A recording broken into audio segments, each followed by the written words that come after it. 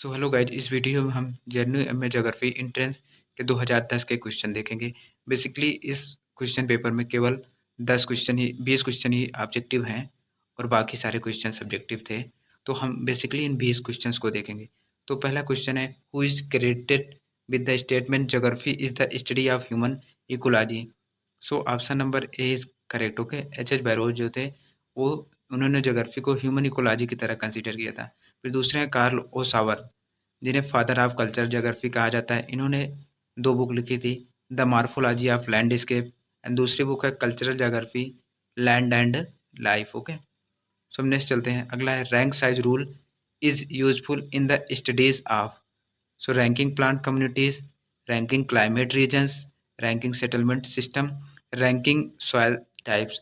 सो ranking settlement system. Okay, so basically rank size rule का concept G K Zipf ने दिया था। Okay, so अगला चलते हैं। तीसरा क्वेश्चन है, hard plates balls are irregular lumps of ice at least 5 mm in diameter formed by alternating cells of opaque and clear ice are called sleet, rime, graupel, hail. तो hail, इसे hail कहते हैं। Okay, जो hello होता है इसका diameter basically 5 mm से 50 mm तक होता है। जो स्लीट होता है ये mixture of snow and rain होता है और इसका डायमीटर क्या होता है 5 mm होता है, 5 मिलीमीटर होता है या तो उससे कम होता है। ठीक है, जो राइम होता है या कहता है white opaque granular deposit of ice crystal formed on object that are at the temperature below the freezing point. Okay, ये जो होता है जब उस ऑब्जेक्ट के जो होता है उस ऑब्जेक्ट के संपर्क में आता है जहाँ पर टेम्परेचर क्या होता है उसका बिलो फ्रीजिंग पॉइंट होता है, तो वहाँ पर इसका फॉर्मेशन होता है। ओके, तो अगला नेक्स्ट है ग्रेपल। ओके, तो ये क्या होता है, यह क्या होता है विंटर प्रेसिपिटेशन के दौरान होता है। ओके, विंटर प्रेसिपिटेशन के दौरान होता है और यह क्या होता है mix of snow and hell. इसे स्नो प्लेट्स या आप कह सकते हैं सॉफ्ट हेल, स्मॉल हेल या आइस बॉल की तरह इसे अन्य नामों से मतलब जाना जाता है। इसका फॉर्मेशन कब होता है, जब स्नो क्या होता है एटमॉस्फेयर में होता है और वह क्या होता है सुपर कूल वाटर के साथ उनका इनकाउंटर होता है, देन इसका फॉर्मेशन होता है। इसकी साइज क्या होती है ऑलमोस्ट अंडर 5 मिलीमीटर। ओके, सो यह क्लाउडी और वाइट होता है। ओके, तो नेक्स्ट क्वेश्चन हम चलते हैं और इसके जो है आप अगर चारों के अगर आप कोई फिगर्स देख लेंगे, इसके इमेजेस देख लेंगे तो it will be clear for you. तो ये चीज़ें काफ़ी क्लियर हो जाएंगी आपके लिए, इनका शेप कैसे है। तो अगला चलते हैं, which of the following is a product of volcanic activity, atoll, caldera, escarpment and tells. So caldera, जब मैग्मा इरप्ट होता है उसके बाद इरप्शन के बाद जो प्लेसेस होते हैं उस पर क्या होता है वहीं पर बेसिकली कैल्डेरा बनता है, उसमें फॉर्मे उसके बाद जब वाटर वहाँ पर हो जाता है तो उसे कैल्डेरा लेक भी कहते हैं। सो एटॉल बेसिकली ये तो ओशियनोग्राफी के पोर्शन से रिलेटेड हैं, या it is a type of coral reef. Okay, escarpment क्या होता है, जब an area of earth where elevation changes suddenly, जहाँ पर एलिवेशन क्या होता है बहुत ही सडन मैनर में चेंज होता है। फिर टेलस क्या होता है, टेलस क्या होता है accumulation of debris in seats at the basis of rock walls, rock wall के बेसिस पे जो डिब्रिस का एक्यूमुलेशन होता है वही बेसिकली टेलस होता है। फिर which of the following is a characteristic feature of human settlement in a hot desert. So पहला option linear settlement, settlement as hamlets, large widely dispersed settlement, small evenly distributed settlement. So इसमें basically large widely dispersed settlement होगा, because वहाँ पे जो desert होता है वहाँ पे क्या होता है बेड पॉइंट सेटलमेंट होता है। बेड पॉइंट सेटलमेंट होता है कि जहाँ पर वाटर होगा वहीं पर सेटलमेंट मिलेंगे आपको, और यहाँ पे क्या होता है बहुत ही सेटलमेंट डिस्पर्ड होता है। ओके, डेजर्ट में क्या होते हैं ओएसिस मिलते हैं। ओएसिस क्या होता है, तो ओएसिस होता है वहीं पर क्या होता है जैसे वहीं पर पानी रहता है। ओके, उसी के चारों तरफ क्या होता है बेसिकली पेड्स होते हैं, उसी के चारों तरफ बेसिकली सेटलमेंट्स मिलते हैं। जो लीनियर सेटलमेंट होते हैं या क्या होते हैं अलोंग द रोड होते हैं। ओके, रोड के किनारे, ठीक है, मतलब ट्रांसपोर्ट रोड जो होते हैं उसके किनारे होते हैं, चाहे वो रोड ट्रांसपोर्ट हो, वाटर ट्रांसपोर्ट हो या मतलब रिवर या कैनाल जो भी आप कह सकें।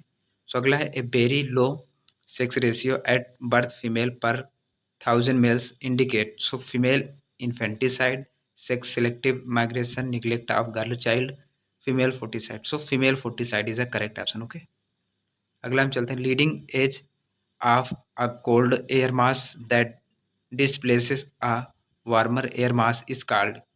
सो इससे बेसिकली हम क्या कहते हैं, इससे हम कोल्ड फ्रंट कहते हैं। ओके, तो इसमें जो फ्रंट होता है जो वार्म फ्रंट होता है, इसमें क्या होता है, इसमें वार्म फ्रंट में क्या होता है, बेसिकली लीडिंग एज किसका होता है, वार्म फ्रंट को होता है, जो कि कोल्ड फ्रंट को डिस्प्लेस करती है। जब दोनों फ्रंट्स क्या होती हैं, आमने सामने आके मिलती हैं, तो इसे हम क्या कहते हैं, दोनों आके कोल्ड फ्रंट और मिलती हैं, तो इसे हम बेसिकली फ्रंट कहते हैं। ओके, सो नेक्स्ट चलते हैं।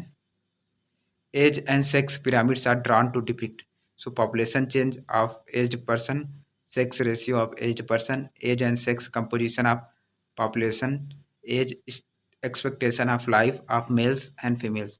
सो ऑप्शन नंबर सी इसमें करेक्ट है। तो age and sex composition of important, इस तरह के क्वेश्चन काफ़ी इंपॉर्टेंट है। सो जो पिरामिड है बेसिकली काफ़ी इंपॉर्टेंट है, पॉपुलेशन पिरामिड, इस पे क्वेश्चंस काफ़ी आते हैं।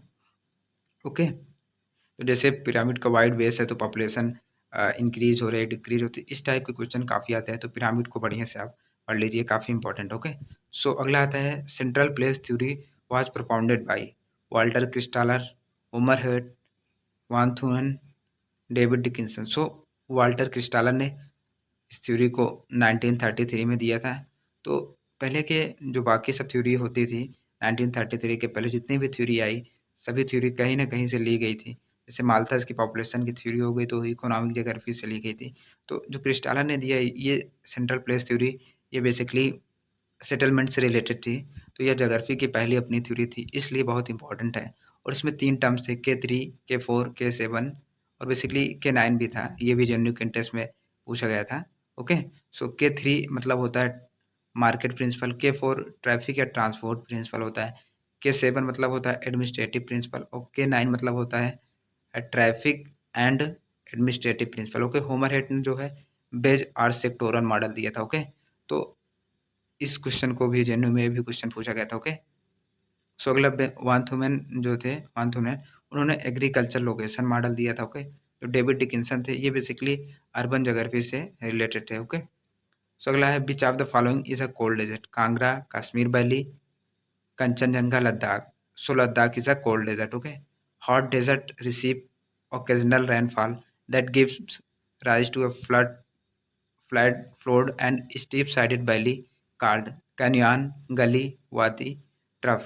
सो option number C wadi is correct. Okay, so canyon क्या होता है, कैनयान होता है कि इसमें कैनयान बेसिकली फ्लूवियल लैंडफॉर्म में होता है। ओके, तो कैनयान बेसिकली होता है कि इसकी लगभग इस तरह का थोड़ा होता है इसका शेप। सो गली होता है कि इसका क्या होता है, विड्थ नीचे जाने पे कम होने पर इसकी विड्थ लगभग ऑलमोस्ट सेम ही रहती है। ओके, सो ट्रफ क्या होता है, ट्रफ होता है कि सो ऊपर वाला भाग क्या होता है, क्रेस्ट होता है, नीचे वाला क्या होता है, ट्रफ होता है। ओके, सो बेसिकली यही चीज़ें होती हैं। आप इनके एक बार फिगर देख लेंगे, then it will be clear to you. Okay, so because it is geomorphology, so figure देखेंगे तो ज़्यादा क्लियर हो जाएगा। सो अगला है modern technology that provides instantaneous geographical coordinates of any given place at any time is known as। सो इसे हम basically global positioning system कहते हैं। ओके, सो ग्लोबल पोजिशनिंग सिस्टम क्या होता है, ओके, जीआईएस या जीपीएस क्या होता है, तो ये स्पेशल डाटा कलेक्टिंग सिस्टम होता है। इसका पर्पज बेसिकली होता है कार्टोग्राफी में, ये बेसिकली यूज होता है, अर्बन प्लानिंग में यूज होता है, मार्केटिंग एंड रूट प्लानिंग में यूज होता है। ओके, सो बेसिकली जो अब टोपोलॉजिकल मैप सीट हो गई। ओके, और जियोलॉजिकल मैप जो होता है जैसे बेसिकली अर्थ में या रॉक या कहीं मिनरल को पता लगाने में इसका यूज होता है। ओके, सो अगला है which geographical component of IPCC report 2007 has been found to be incorrect. So global warming, Himalayan glacier melting, sea level rise, epidemic. So जो है हिमालयन ग्लेशियर मेल्टिंग जो है ये क्या रॉन्ग इनकरेक्ट फाउंड हुई थी। ओके, सो ग्लोबल वार्मिंग का जो काज है ये सी लेवल राइज। ओके, सो अगला चलते हैं question number 14। So question number 14 है which one of the following state of India stands first in term of literacy. So basically इसमें ऑप्शन नंबर एक है गोवा, बी है केरला, सी है मिजोरम और डी है हिमाचल प्रदेश।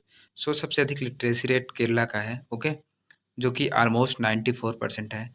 देन उसके बाद मिजोरम का आता है 91.33%। देन गोवा का है 88.7। सो अगर यूनियन टेरिटरी की बात करें तो लक्षद्वीप का सबसे अधिक है 91.85। Okay.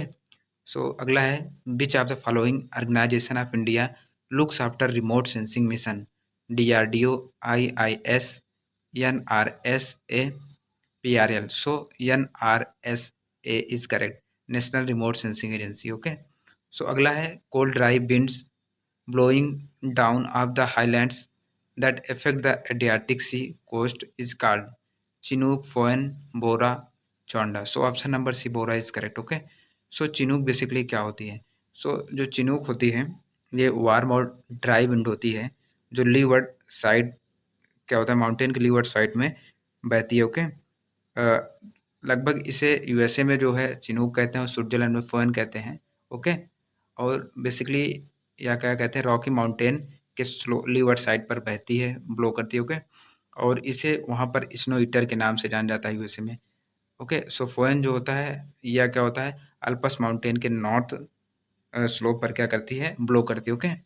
So next is which are one of the following rivers cut across all the Himalayan ranges? Okay, Indus, Ravi, Jhelum, Beas. Okay, so option number A correct है इंडस। ओके। सो इंडस से related एक treaty है Indus water treaty जो कि 1960 में हुई थी पाक और इंडिया के पाकिस्तान और इंडिया के बीच में। सो जिसमें जो है 3 नदी जो है पाकिस्तान के हिस्से में और 3 इंडिया के हिस्से में चली गई थी। ओके। जिसमें पाकिस्तान के हिस्से में जो है इंडस, झेलम और चेनाब और इंडिया के हिस्से में रवि, ब्यास और सतलज आई थी। सो इंडस की ओरिजिन मानसोर सरोवर लेक से होती है और इसके किनारे कौन सा लेह सिटी बसी है। ओके। लेह सिटी सिचुएटेड है। ओके। सो जो रवि, झेलम, ब्यास, सतलज इसकी इंडस की ट्रिब्यूटरी है। So question number 18 is which one of the following is a warm ocean current? Best Australian current, California current, Humboldt current, Kuroshio current.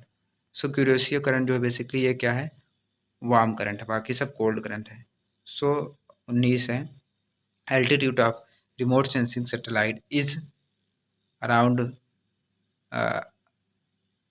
20,200 kilometre, around 800 kilometer, around 22,200 kilometre, around 36,000 kilometre. So option जो D है वो तो wrong है और जो B है वो सही। ओके। अराउंड 800 किलोमीटर क्या है ये वाला ऑप्शन सही है। ओके। सो 800 किलोमीटर की हाइट पर सन सिंक्रोनाइज सैटेलाइट होती हैं और 36,000 किलोमीटर की हाइट पर जियो स्टेशनरी सैटेलाइट होती हैं। बेसिकली रिमोट सेंसिंग सैटेलाइट क्या होती हैं? मतलब रिमोट सेंसिंग सैटेलाइट में होता है कि हम acquisition of information about an object और phenomena without making physical contact with the object. क्या करते हैं हम मतलब जैसे जब ये हाइट पर क्या होती है ऊपर जैसे रिमोट सेंसिंग सैटेलाइट हो जाती है तो हम यहाँ से अर्थ से ही क्या करते हैं हम इंफॉर्मेशन का पता लगाते हैं विदाउट इसके टच में हुए। ओके। यही क्या होती है बेसिकली रिमोट सेंसिंग सैटेलाइट होती है। इसका बेसिकली हम यूज़ कहाँ करते हैं? इसका बेसिकली हम यूज़ कार्टोग्राफी जैसे जोग्राफी में हम करते हैं। ओके। सो मिलिट्री में करते हैं, लैंड सर्वे में करते हैं, इंटेलिजेंस में करते हैं और प्लानिंग किसी की करना है तब करते हैं। ओके।